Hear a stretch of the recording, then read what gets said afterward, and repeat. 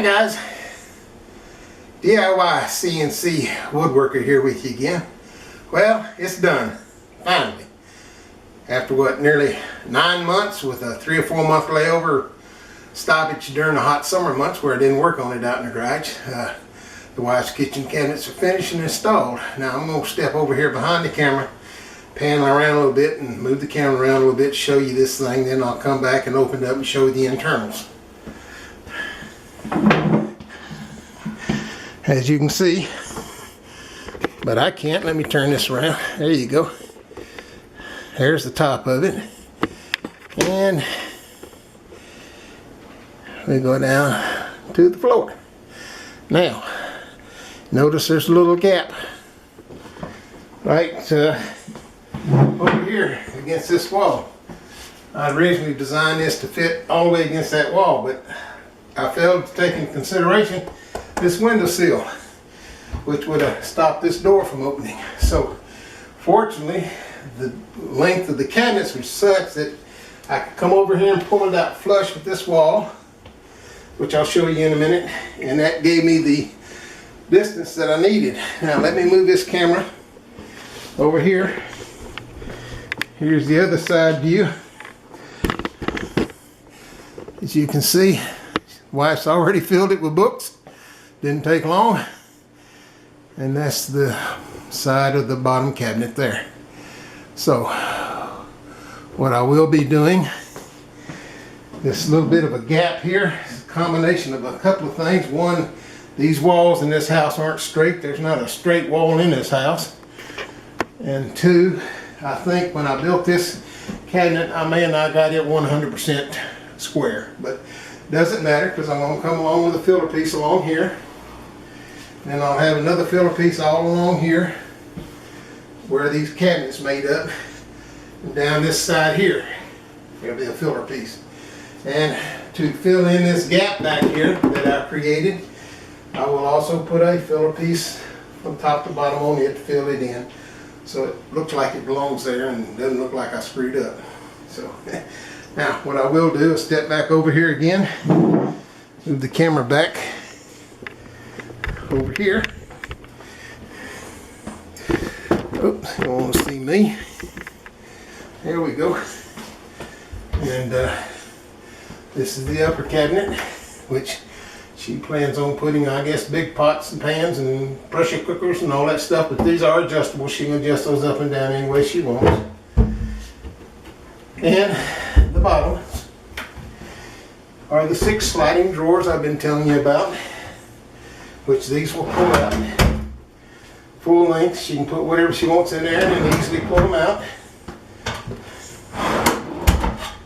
to reach what she needs here in the back. I built these up so things wouldn't slide off the end, but all 6 drawers pull out, and that's it.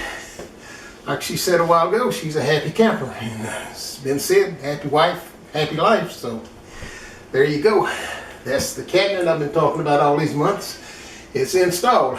A little finished trim work and we'll be done with it. Now I'm going to pause the camera, go in the other room. I've got some carving plaques that I did up, and I want to add those to this video so I can get 2 birds with 1 stone here. Like I said, I still have been doing carving in the evenings, and when I'm waiting on glue stuff to glue up and dry, I did some carving. So we'll be back with you momentarily. Okay, I'm back with you here in the quote-unquote CNC room.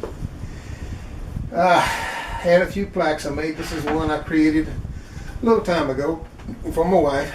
It's the NIV, the New International Version of the Luke 2, verses 1 through 20, which goes into the details of the birth of Jesus. And that's that. I don't know how well that's going to show up on camera because it's came out quite small text, but I made that for my wife. So that'll stay here with us. We'll put this over here for now. And then at church last Sunday, one of the ladies comes up and says, "You know those beautiful plaques you make and give away for the senior citizens meeting?" I said, "Yes, ma'am."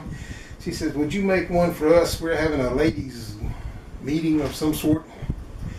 and she wanted to have one of these plaques to give as a door prize. So she had a bunch of quotes from Dr. Charles Stanley, so I put as many as I could on this piece of wood.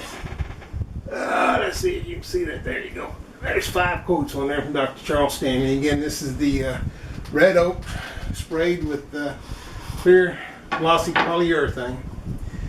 Now, my friend from church, the elder gentleman I told you about, Mr. Perry, 84, 85 years old, 86, somewhere in that neighborhood, who told me that he'd never won anything, never won a plaque, and sure would like to have one of those plaques I've been making. This is several months ago. And I says, well, Perry, because I like you, I'll just make you a plaque. And I did. I made him one, and I gave it to him. And that just made him real happy. Well, since then, he's won 3 other plaques between him and his wife. So now they have 4 of my plaques in their house. But he brought it to me, talked to me a couple of weeks ago about it, and brought it to me last week. He says, you know, those plaques are real hard to read. And one of the plaques he had won was one of them where I had sprayed white down into the lettering and then sanded it, milled it down and sanded it and reshot it with polyurethane, and so it was the wood with the letters all in white. He wanted to know if I could do that with those plaques that he had. I said, well, I can try. Well, make a long story short, I sprayed the paint on there, and I guess I didn't have enough polyurethane or something, or that oak just sucked that paint down into the wood and the grain of the wood. And by the time I run it through my planer, thickness planer, to try to get the top coat of that paint off, board come out the other side, there wasn't no letters left on it. Of course, it was a real thin piece to start with, so I totally screwed that up. And the second one he gave me didn't do much better, because the paint just kind of sucked down into the grain of that wood, and it went down deep. So what I did is I went and got some poplar, and I spray painted it gloss black and redid it in gloss black, and that way when the wood carves, the letters stand out real well. So, and then of course after I'm done with everything, I sprayed a coat of clear glossy polyurethane on it to give it a little shine. So that's the one. And this is the other one. This is the 23rd Psalm plaque that I made, and he won. And so having messed it up, I made another one same way. That way the letters should stand out where his 80-something-year-old eyes should be able to see it without a problem. So that's where I've been up to the last couple of weeks since my last video. This cabinet building thing started back in, I think, April or May. I think it was in April when I started it, and then along about May, June, it got so hot couldn't work in the garage, and my wife said, well, let's just wait until it cools down. Well, it cooled down here last month some, and I've been back and forth working, and between the rain and everything else, and my back acting up, we got it done today. So start to finish about a 9-month project, but there was 4 or 5 months there that I didn't even work on it at all. So it's done now. So she said she's happy, and that's all that counts. So that's it for now, folks. That's what I've been up to, and now I can concentrate on my new software, learn it, that ArtCam Express, and I should be able to start making some really, really nice projects with that ArtCam. I don't know how long it's going to take me to learn it. I've looked at it, I've watched, like I said in my last video, I've watched a lot of the tutorials. And it's going to be a bit of a learning process, but hey, I've got the time, so all I got to do is devote the time to it.